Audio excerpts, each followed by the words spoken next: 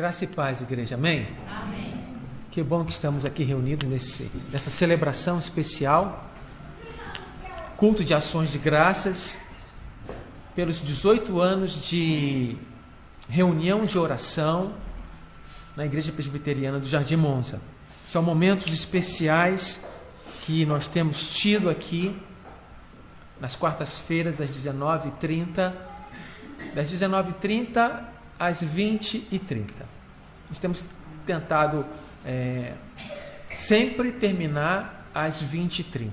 Só quando os irmãos pedem, não, pastor, pode ir um pouquinho mais, a gente vai. Quarta-feira passada a gente foi um pouquinho mais, mas geralmente até às 20h30. Então, uma reunião que é rápida e uma reunião também que é abençoada. Eu quero reforçar aqui o pedido da irmã Osmênia. Venha participar. Se você nunca veio aqui na quarta-feira, venha, faça um esforço. Você vai ver como é um momento de comunhão extremamente abençoador. Agora abra sua Bíblia no Evangelho de João. Evangelho de João, capítulo 14. Do verso 12 até o verso 15. Apenas esses versos.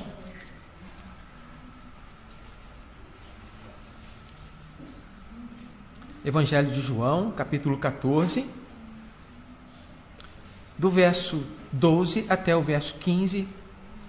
Vamos extrair algumas verdades desse texto, que é um texto que trata da preparação dos discípulos a um serviço futuro e um incentivo à oração.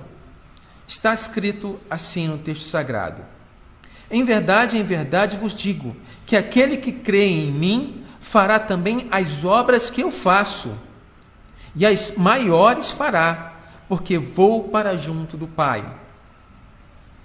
E tudo quando pedirdes em meu nome, isso farei, a fim de que o Pai seja glorificado no Filho. Se pedirdes alguma coisa em meu nome, eu farei. Se me amais, guardareis os meus mandamentos. Até aqui, oremos. Pai, nesse momento, Senhor, queremos pedir a ação do Teu Santo Espírito, pois sabemos que só o Teu Santo Espírito pode nos convencer, pode iluminar nossas mentes, tirar as traves dos nossos olhos, tirar a cegueira espiritual, revelar-nos, Senhor, a magnífica graça que encontramos no Teu Filho Jesus Cristo. E por isso, Senhor, humildemente, nos colocamos na Tua presença e pedimos a ação do Teu Santo Espírito em nossos corações e nossas mentes. Em nome de Jesus. Amém.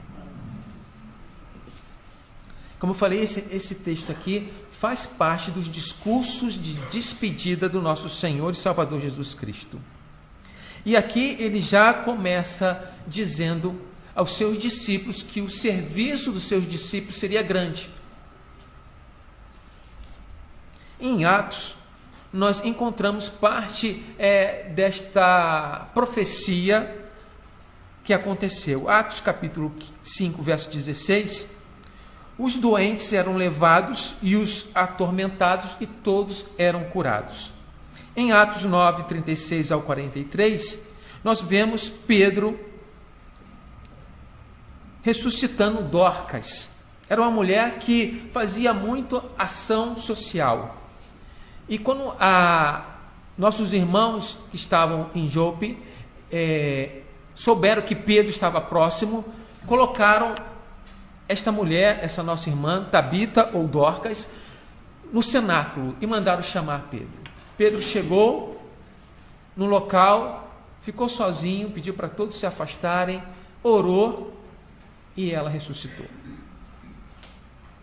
Em Atos 19, do 11 ao 20, Deus agiu através do apóstolo Paulo, fazendo milagres extraordinários, a tal ponto de pegar pertences pessoais de Paulo como um lenço, levar até os enfermos e esses serem curados.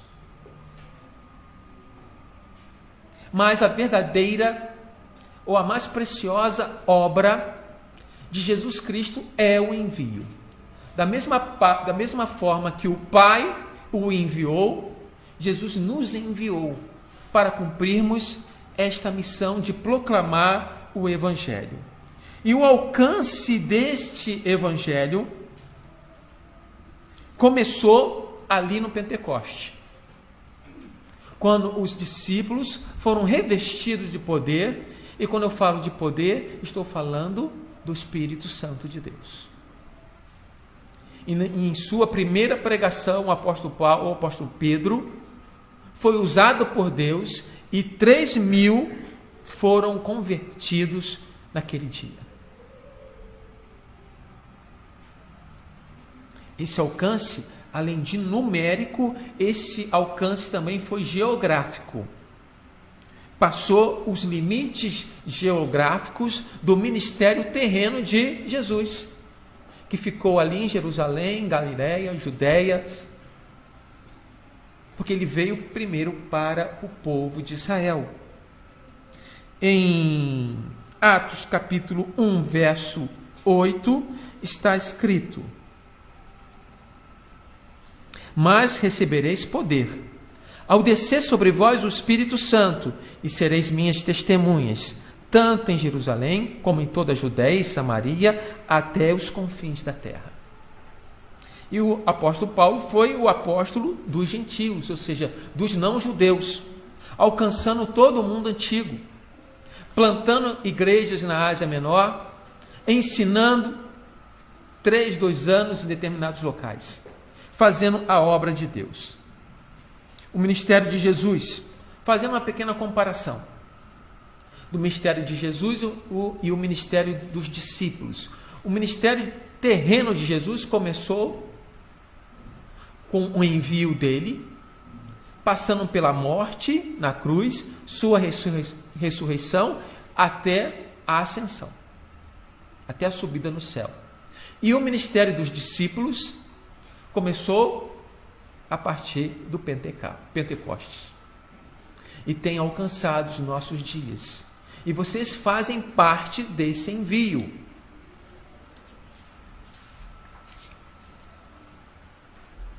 Mas as obras de Jesus refletem as obras do Pai.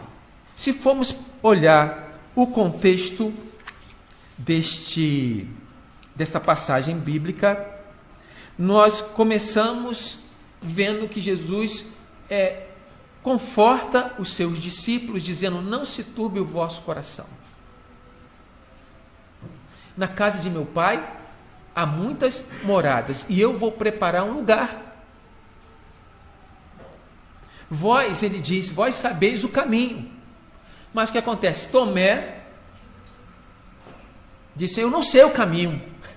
Que caminho é esse que você vai? Né? Que caminho é esse que você vai para o Pai? Eu quero saber. E Jesus disse: eu sou o caminho, a verdade e a vida. Se vocês me conhecestes, conheceriam o Pai. E aí entra quem? Na conversa, Felipe. Felipe disse para Jesus: mostra-nos o Pai, que nos basta. E Jesus diz: estou há tanto tempo com vocês, eu e o Pai somos um. Ao nosso entendimento humano, parece impossível pensarmos que Deus Pai, Deus Filho e Deus Espírito Santo é um só. Mas a palavra de Deus revela assim. Quando Deus criou o ser humano, ele disse: façamos a nossa imagem e nossa semelhança. Quando Deus confundiu as línguas lá em Babel, ele disse: desçamos e vamos confundir as línguas. O Pai e o Filho são um. Existe uma unidade perfeita que, se não for pela iluminação do Espírito Santo, se não for pela ação, a revelação, nós não podemos entender. Então ele traz esta palavra, trazendo esta unidade e mostrando que o que ele faz, o que Jesus faz, é baseado na obra que ele recebeu do Pai. Aí nós encontramos isso aqui no verso 10 e 11 do texto que nós estamos expondo nesta noite. João 14, 10 e 11 está escrito: não credes que eu estou no Pai e que o Pai está em mim? As palavras que eu vos digo, não as digo por mim mesmo, mas o Pai que permanece em mim faz as suas obras. Ainda o 11: crede que eu estou no Pai e o Pai em mim, credes ao menos por causa das mesmas obras. Os discípulos tiveram uma grande oportunidade de presenciar as obras que Cristo fez. Controlando, por exemplo, os fenômenos da natureza, o vento e o mar. Ressuscitando mortos, como Lázaro e como a menina de 12 anos. Curando muitos enfermos.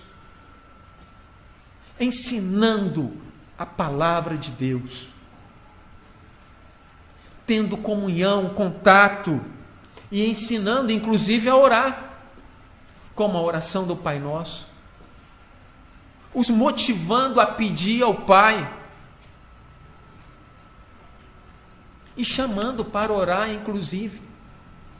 Jesus, ele tinha uma vida de oração. E se formos olharmos no Evangelho, ele dedicava tempo para orar. E por isso a igreja precisa também exercitar a sua fé através da oração. Não podemos apenas nos satisfazer em orar no domingo. Temos que orar sem cessar. Orai e vigiai. Amém? Da mesma forma que as obras de Cristo refletem a obra do Pai, as nossas obras, as obras dos discípulos e das discípulas, refletem a obra de Cristo.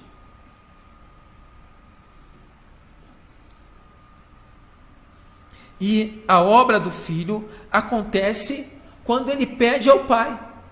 Olha o que está escrito em João, capítulo 11, verso 41. Tiraram então a pedra. Aqui é a passagem da ressurreição de Lázaro. Tiraram então a pedra. E Jesus, levantando os olhos para o céu, disse ao Pai. Era um costume judaico que, quando fizesse uma oração, olhar para o céu. Disse: Pai, graças te dou porque me ouviste. Aliás, eu sabia que sempre me ouves, mas assim falei por causa da multidão presente, para que creiam que tu me enviaste. O que Jesus fez foi aquilo que o Pai prescreveu. E ele estava sempre em contato com o Pai através da oração. Consequentemente, nossas orações devem estar alicerçadas em Cristo. Está escrito nesse texto: e tudo quanto pedisde em meu nome, isso farei, a fim de que o Pai seja glorificado no Filho. Sabemos muito bem que a nossa razão de viver é glorificar a Deus. Em todas as atividades da nossa peregrinação aqui na Terra. Seja por pensamento ou seja por ações, precisamos fazê-lo para glorificar a Deus. E aqui, nos Evangelhos, encontramos esta razão para que seja glorificado. Nos Evangelhos há um grande incentivo à oração. Olha o que está escrito em Mateus, capítulo 7, do 7 ao 11. Pedi e dá-se-vos-á. Buscai e achareis. Batei e abre-se-vos-á. Pois todo o que pede, recebe. O que busca, encontra. A quem bate, abre-se-lhe-á. E qual dentre vós é o homem que, se porventura o filho pedir pão, lhe dará pedra? Ou se lhe pedir peixe, lhe dará uma cobra?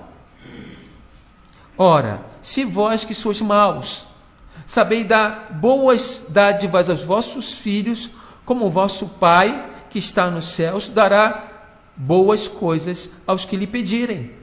Tudo quanto, pois, quereis que os homens vos façam, assim fazei também vós, porque esta é a lei e os profetas. Amém? Eis aqui uma metáfora, uma ilustração ou uma comparação de um pai terreno, em que o filho vai pede alguma coisa para o pai, e o pai dá aquilo que ele quer, não vai dar uma coisa ruim. Se nós imperfeitos somos capazes de dar coisas boas para os nossos filhos e filhas, imagina Deus, que é um pai perfeito, um pai bondoso.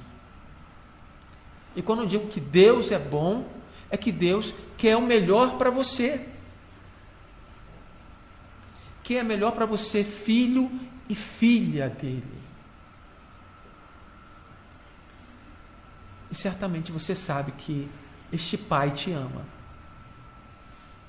Certamente você sabe, através da revelação do Espírito Santo, o quanto ele te amou. E ele provou esse amor. Não é um amor apenas de palavras. É muito fácil a gente falar, eu te amo. Não é fácil? Só que o amor não é apenas palavras. O amor é transformado em ação. O amor é transformado em renúncia. O amor é transformado em participação, em envolvimento. E foi isso que Deus fez enviando Jesus Cristo. E Jesus foi um servo obediente e obediente até a morte e morte de cruz.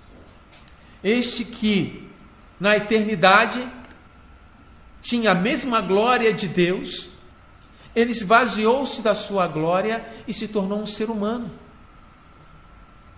visível, em forma humana. Sentia fome, necessidades físicas, sentia frio, cansaço. Lembra do texto que Jesus estava tão cansado que estava dentro do barco e tinha uma tempestade lá fora, e os discípulos foram acordá-lo, dizendo, mestre, não te dá conta que vamos morrer? Ele disse, homens de pequena fé. E ele controlou tudo, calmou a tempestade, o mar. O Evangelho traz este incentivo à oração. Mas o pedido de oração corresponde a uma situação entre o Criador e a criatura, entre o Senhor Jesus Cristo e o discípulo. E para Jesus Cristo ser o nosso Senhor, você precisa obedecê-lo. E ele nos deu exemplo, ele foi obediente ao Pai até a morte e morte de cruz. Nós devemos também obedecer a Jesus Cristo. Mas existe essa relação. Em Deus, nós encontramos toda a riqueza, tudo de bom e tudo aquilo que nós realmente precisamos. O cuidado, o acolhimento. Jesus disse, olha, não andais ansiosos por coisa alguma. Olha os lírios do campo como se vestem. Nem Salomão, com tudo que ele tinha, foi capaz de se vestir como os lírios.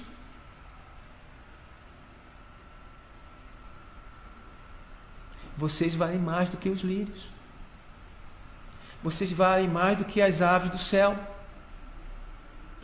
Existe um cuidado de Deus.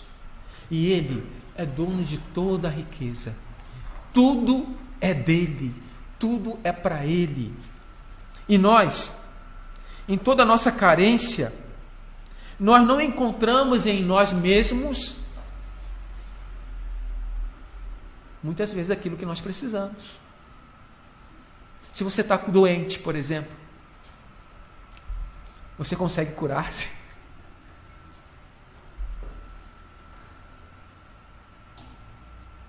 E nós precisamos ser curados.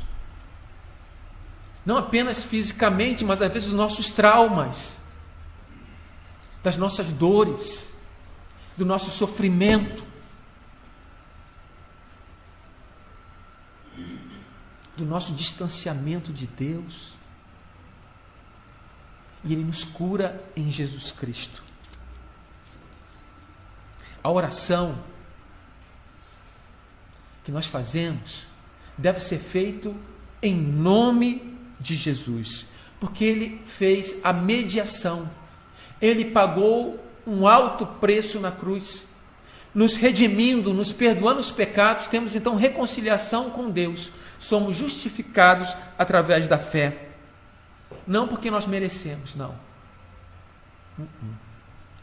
Mas por causa desse amor e dessa graça. Mas também, em nome de Jesus, não é uma fórmula. Eu vou orar em nome de Jesus e pronto. Será que é só isso? Olha lá o que aconteceu em Atos capítulo 19, verso 13, onde os filhos do sumo sacerdote invocaram o nome de Jesus para expulsar demônios. Está escrito: e alguns judeus exorcistas ambulantes tentaram invocar o nome do Senhor Jesus sobre possessos de espíritos malignos, dizendo: esconjuro-vos por Jesus, a quem Paulo prega. Os que faziam isto eram os filhos de um judeu chamado Cefa, sumo sacerdote. Mas o espírito maligno lhes respondeu: conheço a Jesus e sei quem é Paulo, mas vós quem sois? E o possesso de espírito maligno saltou sobre eles, subjugando a todos. E de tal modo prevaleceu contra eles que, desnudos e feridos, fugiram daquela casa. Usar o nome de Jesus, invocar o nome de Jesus, sem relacionamento com Ele, sem conhecê-lo, não adianta nada. Em nome de Jesus não é uma fórmula, mas um reconhecimento do que Ele fez na cruz. Um reconhecimento que Ele é Senhor da sua vida, que Ele é seu mestre e que Ele é Deus, que esteve aqui com a missão de nos salvar.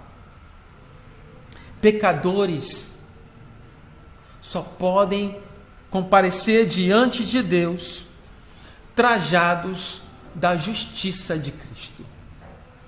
E somos vestidos assim quando nossas vestes são brancas. E são brancas porque foram purificadas no sangue vertido da cruz. Mas esta oração, além de ser em nome de Jesus, com esse reconhecimento, ela tem que ter uma essência de Cristo. Tem que estar de acordo com o que Cristo é. Ele é o Filho de Deus. Ele é a porta. Ele é o caminho. Ele é a vida. Ele é o bom pastor que dá a vida pelas ovelhas. Ele é a água viva, o pão que desceu do céu que mata a nossa fome. Orar implica que nossa vida e serviço tem essa orientação, está de acordo com a vontade de Deus. Nossa oração tem que estar de acordo com a vontade de Deus. Você não pode orar pedindo alguma coisa contrária à vontade de Deus, porque está errado. Você tem que orar conforme a vontade de Deus. E ele diz o que é esta vontade no final do verso: se me amares, guardareis os meus mandamentos. Então, orar é guardar os mandamentos de Deus. É viver nessa harmonia, viver nesta obediência. Amar o próximo como a ti mesmo, amar a Deus com todo o coração, ajudar o próximo. Enfim, Jesus situa-se acima dos seus discípulos, como Senhor, que lhes mostra a sua vontade em mandamentos e incumbências. Ele é o Senhor a quem eles servem. É o Senhor porque os salvou, porque nos salvou. É o Senhor que concede vida eterna. É o Senhor que ouve nossas orações e roga ao Pai. E além disso, diz que farei. Por isso, estes versos que acabamos de ler refletem duas coisas: o envio dos discípulos e o alcance desta obra de proclamação, que passa também por sinais, que passa por proclamação do Evangelho e que nos incentiva a uma oração constante, baseado no exemplo do nosso Senhor e Salvador Jesus Cristo. Amém? Igreja, somos desafiados a olhar o exemplo de Cristo, em que encontramos uma vida plena de oração. Orava para glorificar o Pai, e de modo muito especial, no Getsêmani, ele orava devido à angústia que estava sentindo. Angústia esta que era uma preparação para a sua crucificação. Mas ele disse: Pai, em sua oração, se for possível, passa de mim este cálice. Mas ele completa: para isso eu vim. Oração é viver consoante a vontade de Deus na nossa caminhada aqui, para glorificar o nome dele. Amém?